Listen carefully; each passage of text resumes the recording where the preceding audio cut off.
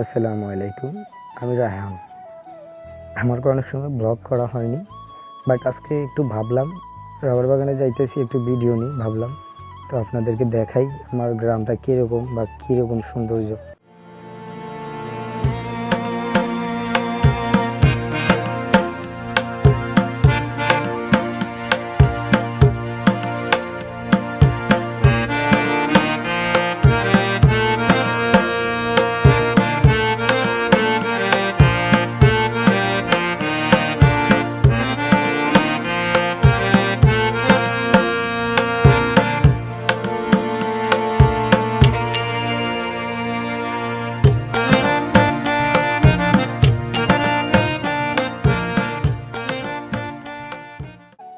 আপনার হুবহু মানে খাজুর গাছ যেভাবে চলে ঠিক এইভাবেই চলে গাছগুলো, অনেক সুন্দর লাগে। এক সারিতে আপনার সব গাছ, আর এর পাশাপাশি আপনার মানে যেভাবে চলে আর কি, খাজুর গাছের নলি বইয়া যেভাবে চলে এভাবে বসাই যেন কষ্টায় মালার ভিতরে পড়ে। আর এদিকে হচ্ছে এতটুক দইরা রাউন্ড হাতের বাম পাশে এতটুক দইরা তারকাটার মানে ওই পাশে আর কি ইন্ডিয়া, এই দিক দিয়ে আপনার তারকাটা আছে।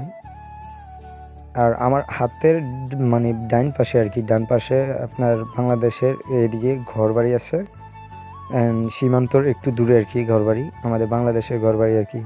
আর ওইদিকে হচ্ছে ইন্ডিয়ার ঘরবাড়ি। তো এদিকে একটু গেলে আমাদের বাড়ি পড়বে আর কি। আমরা আসছি রাবার বাগানে মূল উদ্দেশ্য আপনাদেরকে দেখাইতে সৌন্দর্য, মানে প্রাকৃতিক সৌন্দর্য, অনেক সৌন্দর্য আছে, আল্লাহ সৃষ্টির কোনো অসুন্দর হতে পারে না। আমরা দেখতে তো পারছেন যে কীরকম সৌন্দর্য একটা জায়গা, মানে যে সময় আমাদের ভালো লাগে না হাসি সে হাঁটটা যায়, ছবি তুলে নিই, এতটুকুই। তো দেখতে থাকেন, উপভোগ করেন প্রাকৃতিক সৌন্দর্য।